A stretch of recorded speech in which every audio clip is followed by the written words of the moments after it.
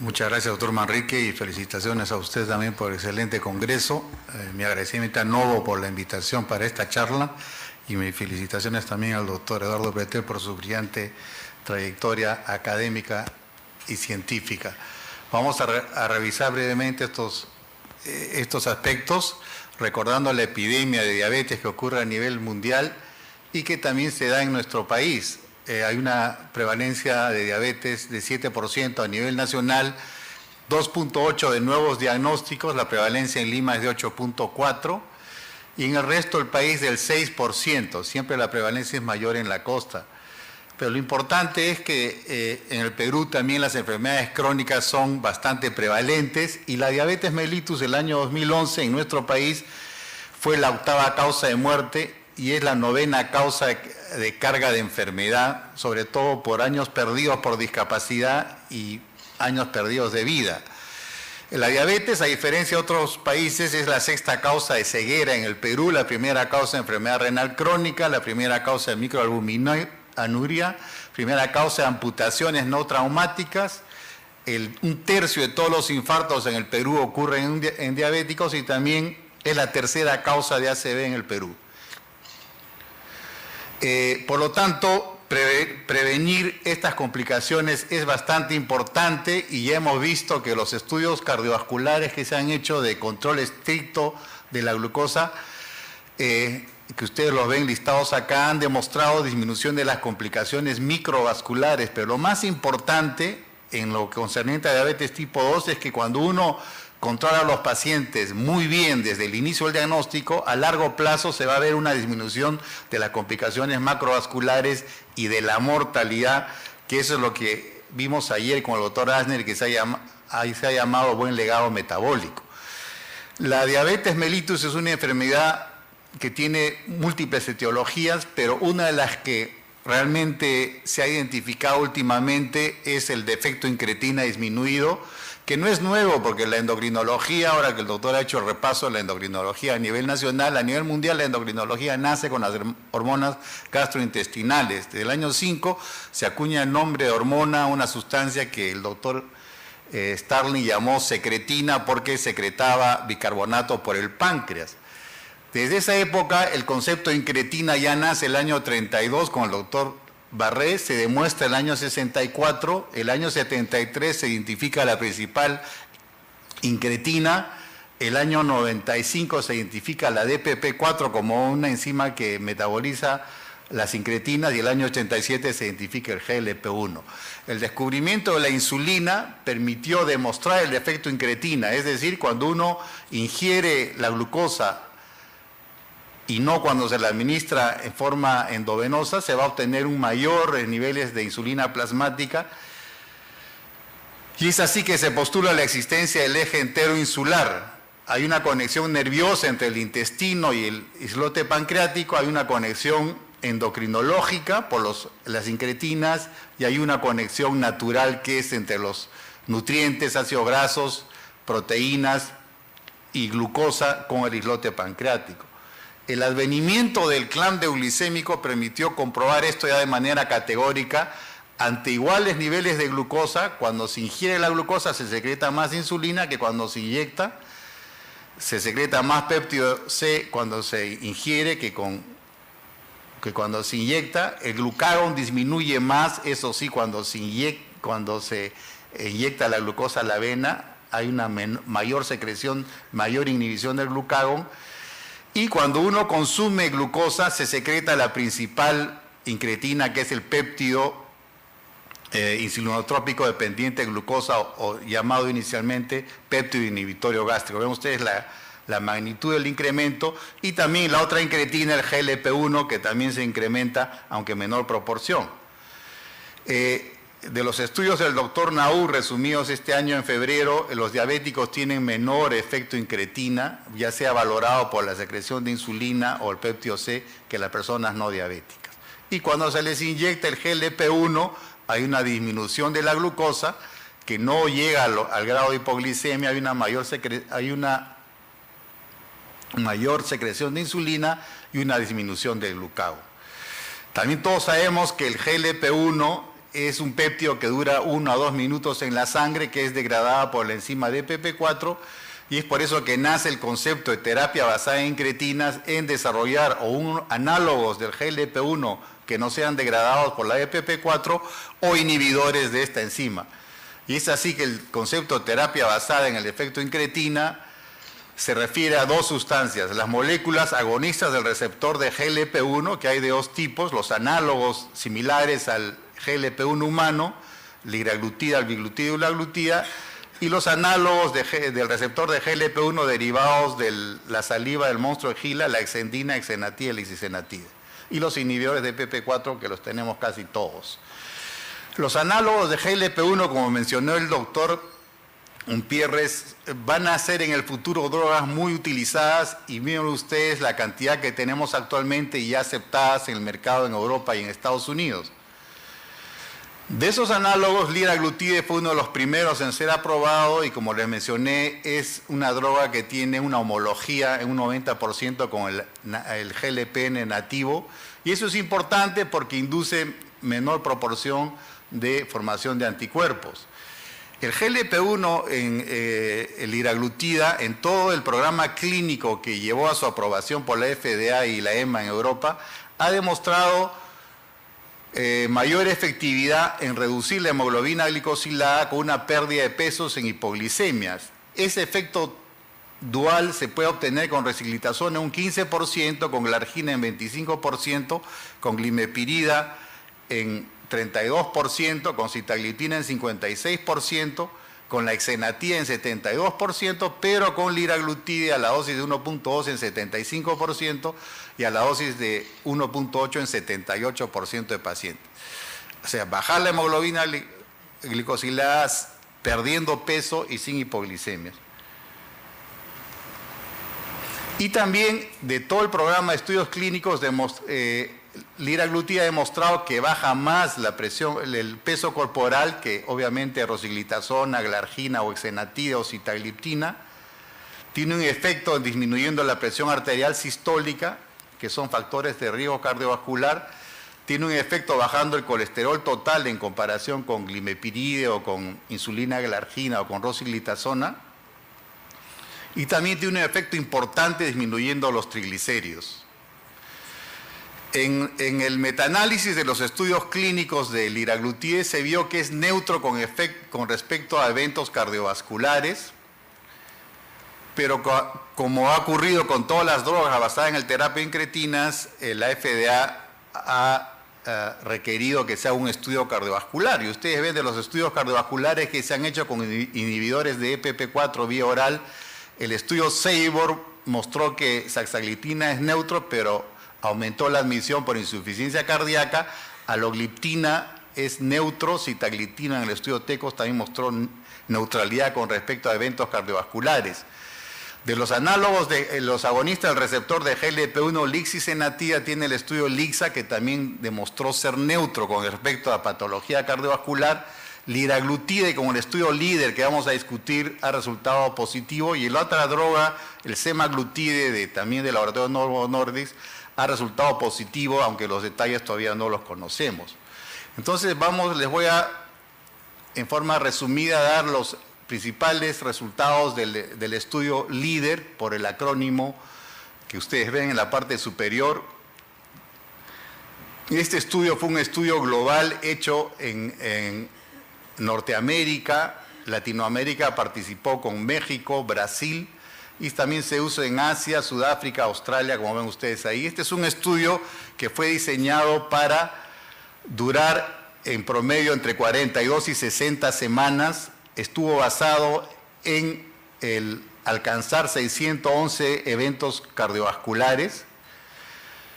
Un estudio que tenía una fase de inicio de 2 semanas en las cuales el paciente tenía que haber demostrado cumplir con el tratamiento en más del 50% de las aplicaciones. Luego pasaba una fase de randomización con liraglutide entre 0,6 y 1,8 miligramos, más un tratamiento estándar de la diabetes, versus placebo, y después había un periodo de seguimiento de 30 días posteriores al fin del estudio. Los pacientes ingresaban si tenían hemoglobina glicosilada mayor de 7, si estaban sin tratamiento farmacológico o solamente con terapia oral o con insulina basal o premezcladas.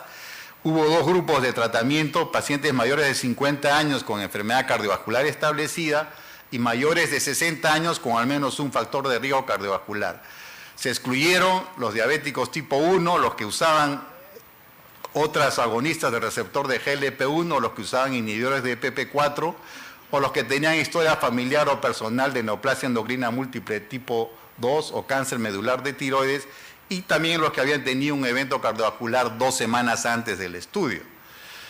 El objetivo primario fue desenlace cardiovascular de 3 puntos, que son muerte cardiovascular, infarto de miocardio no fatal y ACV no fatal, y desenlaces secundarios, en la cual había el desenlace primario expandido con hospitalización por insuficiencia cardíaca o angina inestable, muerte por todas las causas. Lo importante de este estudio es que hubo un comité externo que adjudicaba los eventos, en la cual no participaban los investigadores, y ese subcomité, esos subcomités analizaron los eventos cardiovasculares, los eventos microvasculares, los eventos de pancreatitis y los eventos de neoplasias. Los pacientes tenían que ser tratados en todos los centros bajo una óptica de tratamiento óptimo de la diabetes, es decir, eran llevados a una hemoglobina menor de 7% o el que el médico fijara para cada paciente una presión arterial de menor de 130/80, un LDL menor de 100 y menor de 70 en los que ya tenían enfermedad cardiovascular. Se propició que todos los pacientes recibieran estatinas y recibieran terapia antiplaquetaria a los que ya tenían enfermedad cardiovascular. Se enrolaron 12.000 pacientes, de los cuales 4.668 fueron a liraglutide y 4.672 a placebo. Y lo importante es que el 97% de los asignados a liraglutide terminaron el estudio y también 96.6% de los que fueron adjudicados al brazo de placebo. En ambos grupos había una igual proporción en cuanto al sexo, la mayoría eran de sexo masculino, que es algo raro porque la mayoría siempre son de voluntarias, son más mujeres, pacientes de 64 años con 12 años de diabetes, con una hemoglobina basal de 8.7, con un índice de masa corporal de 32, como los pacientes que mencionaba el doctor Umpierres en su práctica, peso promedio 91 kilos y presiones arteriales similares, igual proporción de pacientes con insuficiencia cardíaca. De los pacientes que tenían más de 50 años y que tenían enfermedad cardiovascular establecida, que eran cualquiera de estas variantes, en ambos brazos hubo una igual proporción en el basal. Igualmente, en los pacientes que tenían más de 60 años y que ingresaron al estudio, si tenían por lo menos microalbuminuria o proteinuria, hipertensión con hipertrofia ventricular izquierda, disfunción cisto-diastólica del ventrículo izquierdo o un índice tobillo-brazo menor de 0,9, las proporciones fueron similares. Es decir, fue un estudio bien balanceado.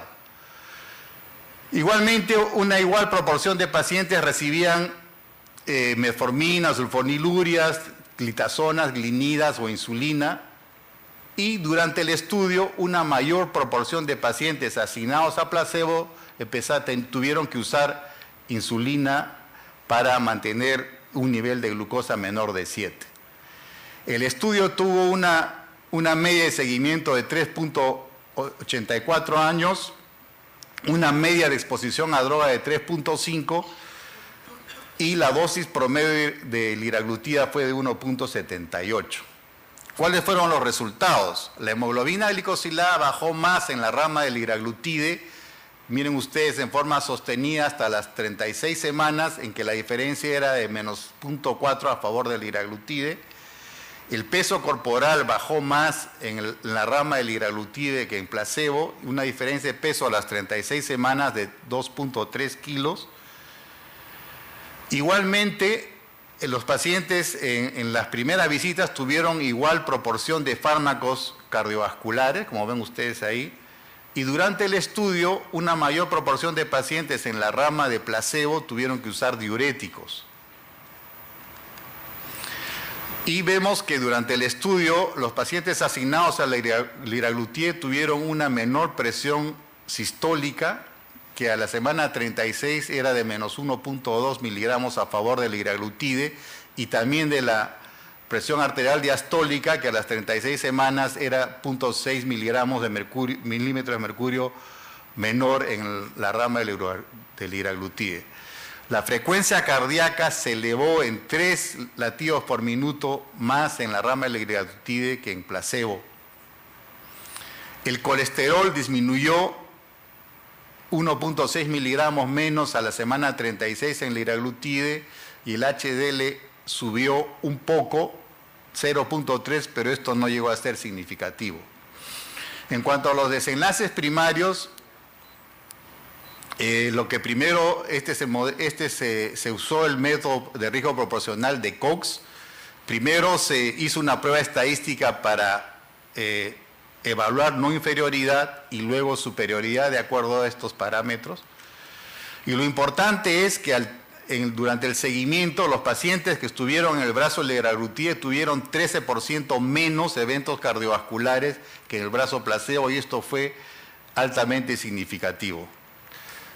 De esos eventos cardiovasculares, el evento que más disminuyó fue en 22% la muerte cardiovascular.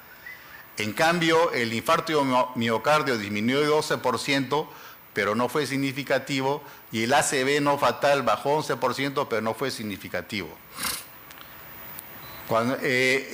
La disminución del desenlace primario fue similar en todos los subgrupos que fueron preestablecidos al momento de la planificación del estudio, pero se beneficiaron más aquellos que tenían edad mayor de 50 años y que ya tenían enfermedad cardiovascular, y también aquellos que tenían una depuración de creatinina menor de 60 mililitros. Esos fueron los dos grupos que se beneficiaron más.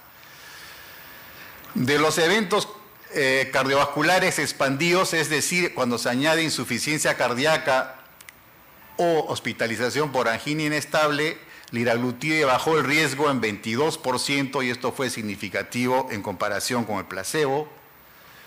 La mortalidad por todas las causas bajó en 15%, que también fue significativo, y la hospitalización por insuficiencia cardíaca bajó en 13%, pero esto no fue significativo. Resumiendo, el evento primario disminuyó en 13%, el evento primario expandido con hospitalización por insuficiencia cardíaca o angina inestable bajó 12%, la muerte total 15%, la muerte cardiovascular en 22% y el infarto de miocardio en 14%. ¿Qué hubo con respecto a eventos microvasculares? Los eventos microvasculares se evaluaron dos: riñones y ojos. En renal, el paciente debiera tener por lo menos uno de los siguientes eventos: aparición o persistencia en macroalbuminuria, duplicación de la creatinina sérica, necesidad de terapia de reemplazo renal, diálisis o muerte por enfermedad renal. Y en ojos, el paciente debiera tener el evento cuando había necesidad de fotocoagulación o agentes intravítreos, cuando hay hemorragia vítrea o ceguera relacionada a diabetes. En el periodo basal, todos los pacientes tenían en igual proporción daño renal de diferente magnitud. También este aspecto fue balanceado, y también proteinuria, la proporción fue similar en ambos grupos. Durante el estudio se vio un 16% menos eventos microvasculares con liraglutide que con placebo, y eso es significativo, 16% menos eventos microvasculares. Y esos eventos microvasculares, en el caso del evento renal, fue 22% menor con liraglutide que con placebo. En cambio, en el evento ocular no fue significativa la diferencia. Por lo tanto, de los eventos microvasculares hubo 16% menos, pero a expensas de los eventos renales, que disminuyeron en 22%. Y de los eventos renales, ¿cuáles fueron los que en forma significativa disminuyeron? Básicamente, la persistencia o la aparición de macroalbuminuria fue el evento que ocurrió 26% menos en la rama de liraglutide que en la rama de placebo. Con respecto a seguridad, El porcentaje de cualquier evento adverso, de eventos adversos serios o eventos adversos severos, fue similar en ambos grupos.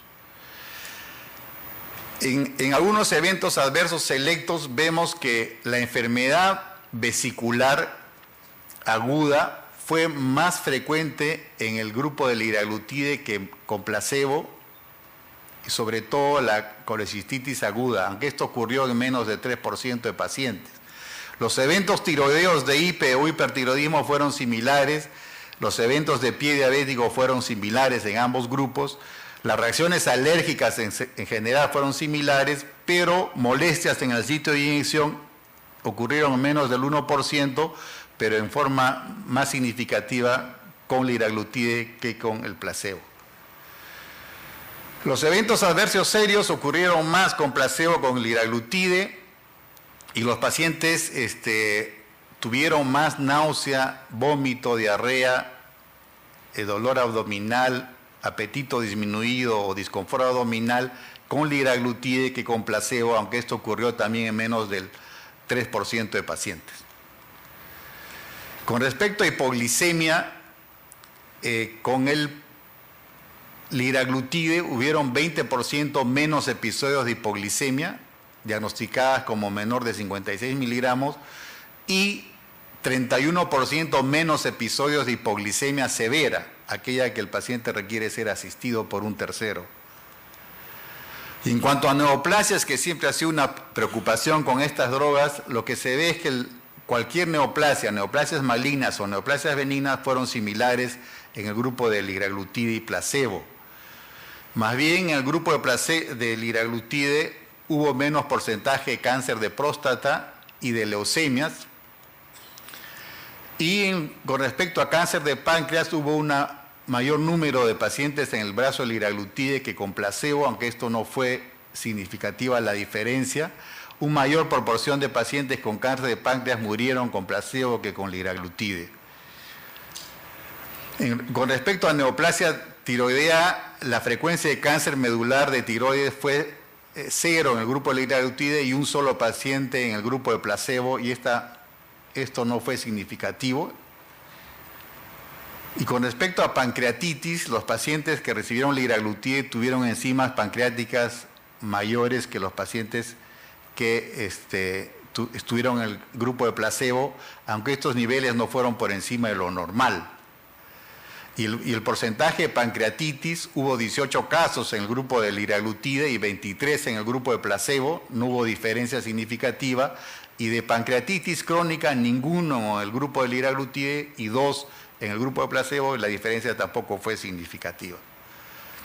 Una de las cosas muy importantes es evaluar la calidad de vida con el tratamiento, porque eso va a tener que ver con la adherencia al tratamiento y el abandono. Y para esto en este estudio se utilizó el cuestionario EQ5, en la cual valora varios aspectos de la vida de una persona, por ejemplo, la movilidad, el autocuidado, cuánta dificultad tiene al realizar sus actividades usuales, si tiene dolor corporal, disconfort, ansiedad y depresión. Y esto también se puede valorar preguntándole al paciente que ponga un puntaje a su salud en la escala visual análoga. Le dice, en esta escala, mire usted dónde se sitúa, dónde situaría su estado de salud. Cuando se aplica este cuestionario, el puntaje favorece al liraglutide con respecto al placebo, y en el score de la escala visual análoga también favorece al liraglutide en forma significativa que a placebo. Por lo tanto, estos pacientes se sintieron cómodos con la terapia de liraglutide y manifestaron que su calidad de vida era mejor. ¿Qué perspectivas tenemos con este estudio? También ya mencionó algo el doctor Umpierres. Hay un estudio previo, el estudio de lixisenatide, que tiene más o menos el mismo diseño del estudio. Lixisenatide en el estudio LIXA, que valoró el mismo desenlace primario, mostró que el lixisenatide es neutro con respecto a eventos cardiovasculares. No aumenta los eventos ni los disminuye. En cambio, el estudio LEADER que les he presentado mostró un 13% de disminución de estos eventos cardiovasculares. El otro gran estudio que se ha citado con bastante frecuencia en este congreso, el estudio EMPA-REG que es con empaglifosina, que es un inhibidor de la reabsorción de glucosa a nivel renal. En este estudio EMPA-REC, el evento del desenlace primario fue similar al del líder, muerte cardiovascular, infarto o ACV no fatales. Empaglifosina bajó en 24% el evento primario, el liraglutide baja en 14%, el liraglutide baja en 13%, fue similar. Pero lo que diferencia es que en el caso de líder, la tendencia a la disminución fue en los 3 puntos, de muerte cardiovascular, infarto miocardio no fatal y stroke no fatal. En caso de EMPA-REC hay una disminución de la muerte cardiovascular un poco mayor, de 38%, perdón, una disminución del infarto de miocardio no fatal, pero hay una tendencia a aumento del ACV no fatal, aunque esto no fue significativo. Entonces, ¿qué conclusiones podemos sacar de este estudio? En primer lugar, este es un estudio que abarca pacientes que tienen alto riesgo para eventos cardiovasculares. El 80% ya tenían enfermedad cardiovascular establecida.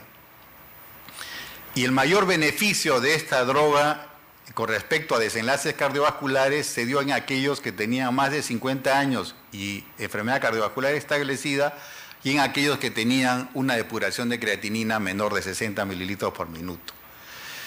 Una fortaleza del estudio es que no hubo gran abandono. El estudio se planificó para un abandono del 10%, pero miren ustedes, solamente hubo un abandono del 3.2%, pero se conoció al final del estudio el estatus vital de casi el 100% de los pacientes.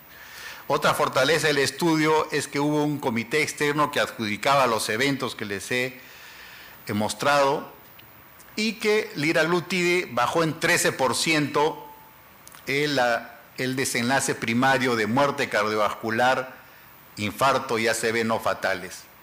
También baja las complicaciones microvasculares, pero sobre todo a nivel renal, en un 16%, a expensas de una menor aparición o menor persistencia de la macroalbuminuria.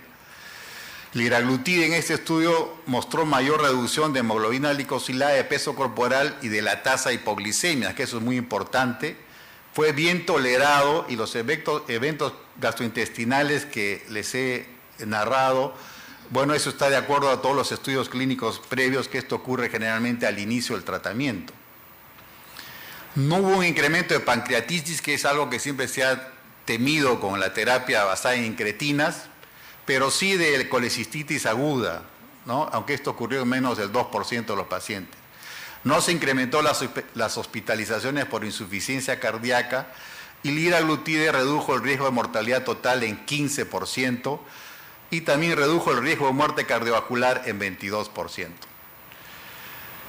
Basándonos en las estadísticas, si nosotros quisiéramos prevenir un desenlace compuesto primario, tendríamos que tratar 66 pacientes por 3 años. Si queremos prevenir muerte cardiovascular, 104 pacientes por 3 años, y muerte total, 98 pacientes por 3 años. Por lo tanto, liraglutide es el primer análogo de los receptores de GLP-1 que demuestra disminuir los eventos cardiovasculares en una población de diabetes que tiene ya un riesgo cardiovascular incrementado.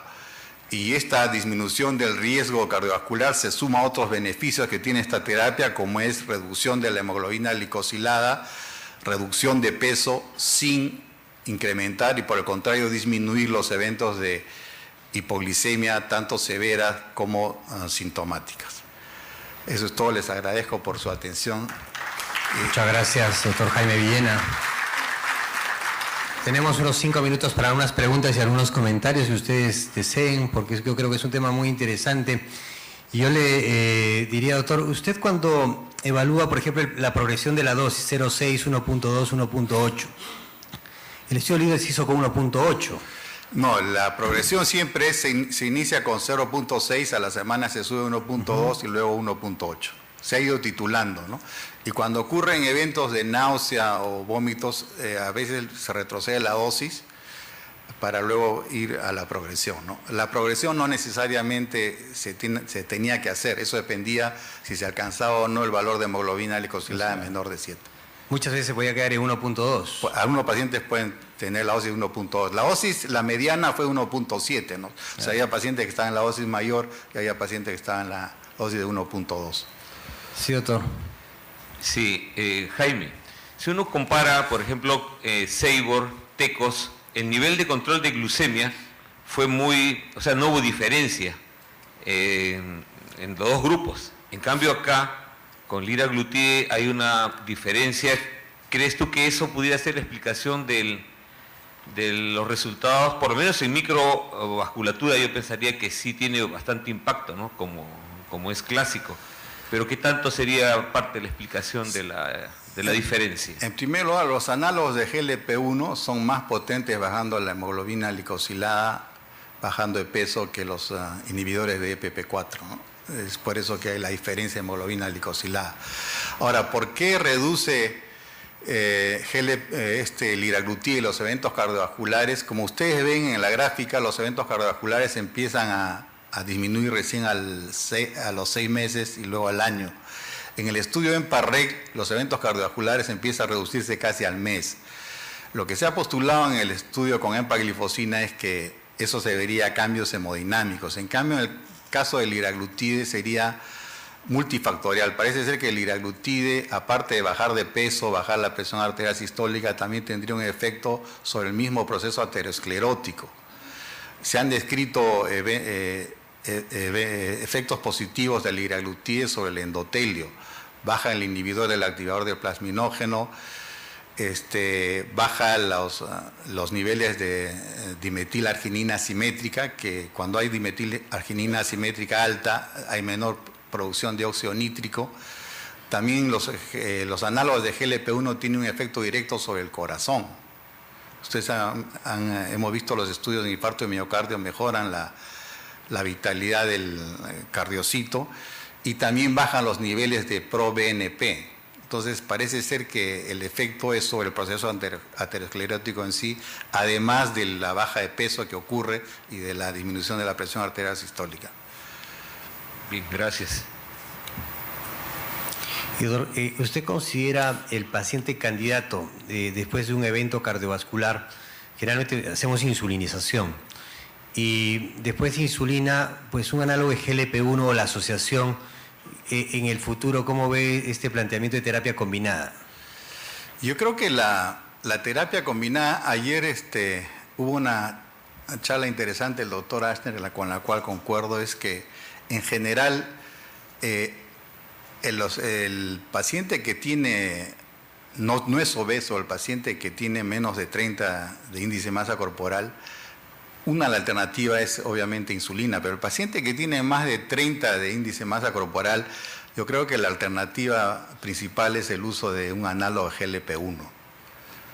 No, porque estos pacientes se van a beneficiar con la mayor baja de peso y disminución de la hemoglobina glicosilada y menor tasa de hipoglicemia. Si bien es cierto, el paciente obeso con insulina tiene menos hipoglicemia, pero las tiene de todas maneras, ¿no? Entonces, estos pacientes son los que se beneficiarían mejor, ¿no? Que tengan más de 30 de índice de masa corporal, serían los usuarios candidatos a usar GLP-1, ¿no? Y para terminar, su experiencia clínica y la experiencia clínica que hemos tenido con liraglutide es que pacientes que han estado con terapia doble o terapia triple, diversos fármacos, le hemos adicionado liraglutide y ha tenido un buen efecto. Y hemos tenido que ir retirando 1 o 2 drogas. ¿Este efecto lo asocia a un efecto independiente, o sea, la deficiencia de GLP-1 en estos pacientes? Porque estos pacientes... No, por ejemplo, nosotros hemos tenido experiencia en pacientes que ya están recibiendo, por ejemplo, la combinación de una metformina con un inhibidor de EPP4. Si el paciente tiene sobrepeso, obviamente es mejor quitarles el inhibidor de EPP4 y añadirles un GLP-1. Cuando uno va a añadir GLP-1, el paciente ya no requiere tomar un inhibidor de EPP4 porque es mucho más potente el GLP-1 que un inhibidor de EPP4, ¿no? Entonces, eso se obtiene mejores controles. Ahora, se puede añadir, hay estudios de liraglutida añadidos a metformina más sulfonilurias, hay estudios de liraglutida añadidos a metformina más rosiglitazona, que son los estudios iniciales.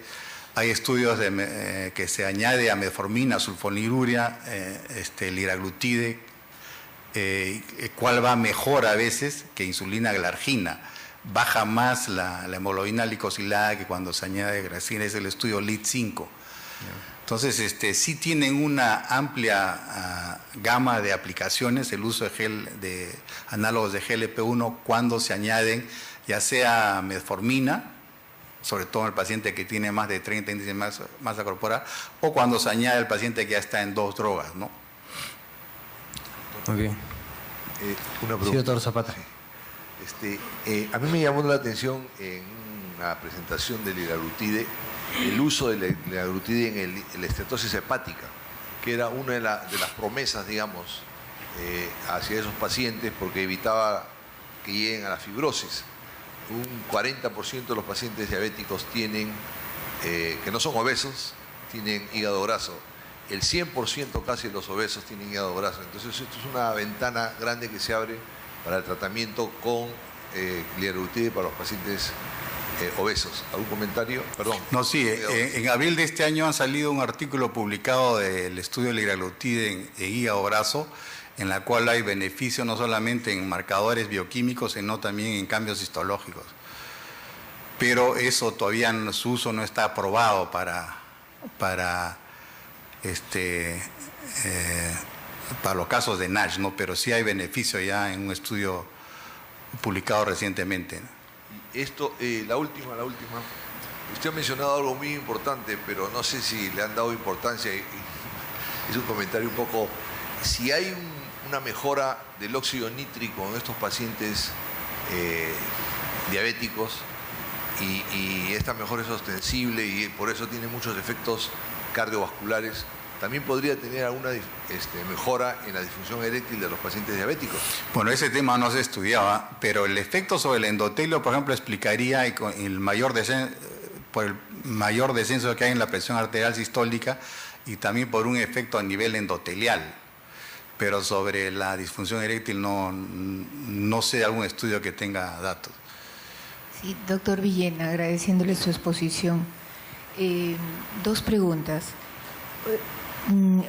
Inclusive se mencionaron de que ya habían algunos proyectos de combinación de insulina con estos productos. En la combinación de insulina con este producto lineal, ¿se podría lograr que se contrarreste el aumento de peso que tiene el paciente con la insulina? Esa sería la primera pregunta. Y la segunda pregunta sería si en el caso de que haya triglicéridos elevados o colesterol elevado, yo tendría que tener alguna precaución si constituye alguna contraindicación relativa el hecho de usar esta sustancia. Aunque usted ya mencionó que no generan pancreatitis, lo cual nos daría cierta tranquilidad, dado que cuando aumentan demasiado los triglicéridos podría haber pancreatitis, sobre todo cuando se acerca a los 500 miligramos por decilitro el triglicérido. Quisiera que nos explique si podría haber una contraindicación relativa en relación a dislipidemias severas. Bueno, en el caso de liraglutide y el uso con insulina, se puede añadir al uso de insulina por precaución, lo que uno frente a la responsabilidad que tiene el paciente es bajar la dosis de insulina un 20%, pero sí se puede añadir. Y esto no anula el efecto de la insulina, pero eso hace que la pérdida de peso sea muchísimo menos y añade beneficio para disminución de la hemoglobina glicosilada. Y esto se ha visto incluso en pacientes con insuficiencia renal. Hay el estudio Lira renal, en la cual pacientes que tienen hemoglobina, depuración de creatinina entre 30 y 60, se les añade a la terapia usual, que era insulina más o antidiabéticos orales, y lo que se muestra es disminución de peso de 2 kilos en esta población, disminución de la hemoglobina glicosilada y con menor episodio de hipoglicemia. O sea, sí se puede añadir a la NPH, se puede añadir a la insulina glargina o determinir que uno esté usando, con la precaución, dependiendo del paciente, de bajarle la dosis de insulina hasta que el efecto, porque ustedes saben que esto produce, al inicio puede producir náuseas, puede producir menor apetito, entonces con precaución bajarle un poco la dosis de insulina, ¿no? Con respecto a interacción farmacológica con atorvastatina no hay. Ustedes han visto en el resumen que les presenté de los estudios clínicos que hay una gran baja de triglicéridos. Por lo tanto, a veces en el paciente diabético los triglicéridos altos son un indicativo de que el paciente no está bien controlado, aunque como usted muy bien dijo, si el paciente tiene más de 500 hay que darle terapia adicional con fibratos para evitar el riesgo de pancreatitis, ¿no? Pero no hay ninguna contraindicación con el uso de estatinas. Más, en este estudio, la gran mayoría de pacientes, si no todos, están recibiendo estatinas de base. Muy bien, la última pregunta.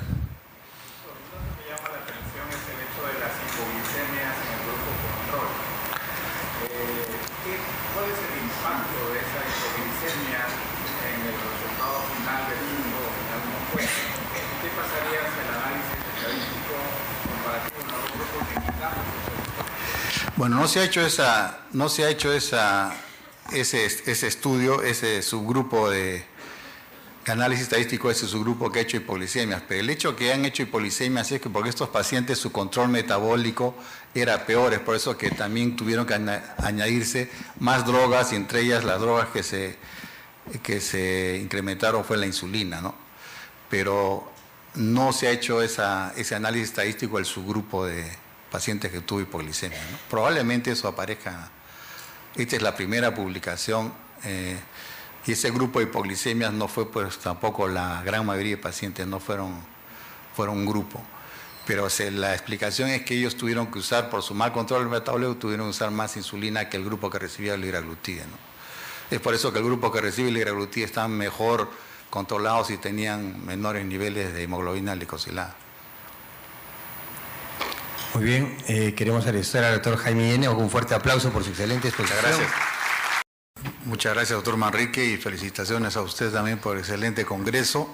Mi agradecimiento a Novo por la invitación para esta charla y mis felicitaciones también al doctor Eduardo Pretel por su brillante trayectoria académica y científica.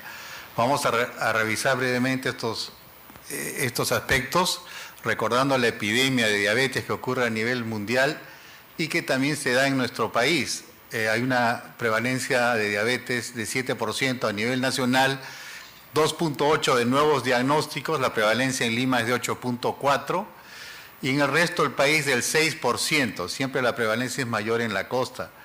Pero lo importante es que en el Perú también las enfermedades crónicas son bastante prevalentes y la diabetes mellitus el año 2011 en nuestro país fue la 8ª causa de muerte y es la 9ª causa de carga de enfermedad, sobre todo por años perdidos por discapacidad y años perdidos de vida. La diabetes, a diferencia de otros países, es la 6ª causa de ceguera en el Perú, la 1ª causa de enfermedad renal crónica, la 1ª causa de microalbuminuria, 1ª causa de amputaciones no traumáticas. Un tercio de todos los infartos en el Perú ocurren en diabéticos y también es la 3ª causa de ACV en el Perú. Por lo tanto, prevenir estas complicaciones es bastante importante y ya hemos visto que es decir, cuando uno ingiere la glucosa y no cuando se la administra en forma endovenosa, se va a obtener un mayor niveles de insulina plasmática y es así que se postula la existencia del eje entero insular. Hay una conexión nerviosa entre el intestino y el islote pancreático, hay una conexión endocrinológica por las incretinas y hay una conexión natural que es entre los nutrientes, ácidos grasos, proteínas y glucosa con el islote pancreático. El advenimiento del clan euglicémico permitió comprobar esto ya de manera categórica. Ante iguales niveles de glucosa, cuando se ingiere la glucosa se secreta más insulina que cuando se inyecta, se secreta más péptido C cuando se ingiere que cuando se inyecta. El glucagón disminuye más, eso sí, cuando se inyecta la glucosa a la vena, hay una mayor secreción, mayor inhibición del glucagón, y cuando uno consume glucosa se secreta la principal incretina, que es el péptido insulinotrópico dependiente de glucosa, o llamado inicialmente péptido inhibitorio gástrico. Ven ustedes la magnitud del incremento, y también la otra incretina, el GLP-1, que también se incrementa, aunque en menor proporción. De los estudios del doctor Naur resumidos este año en febrero, los diabéticos tienen menor efecto incretina, ya sea valorado por la secreción de insulina o el péptido C, que las personas no diabéticas. Y cuando se les inyecta el GLP-1, hay una disminución de la glucosa que no llega al grado de hipoglicemia, hay una mayor secreción de insulina y una disminución del glucagón. También todos sabemos que el GLP-1 es un péptido que dura 1 a 2 minutos en la sangre, que es degradada por la enzima DPP4, y es por eso que nace el concepto de terapia basada en incretinas, en desarrollar análogos del GLP-1 que no sean degradados por la DPP4 o inhibidores de esta enzima.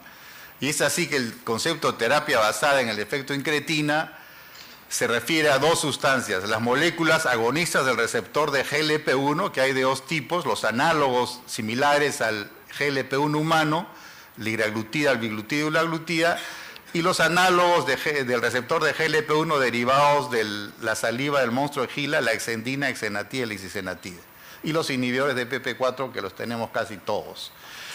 Los análogos de GLP-1, como mencionó el doctor Pierres, van a ser en el futuro drogas muy utilizadas, y miren ustedes la cantidad que tenemos actualmente y ya aceptadas en el mercado en Europa y en Estados Unidos.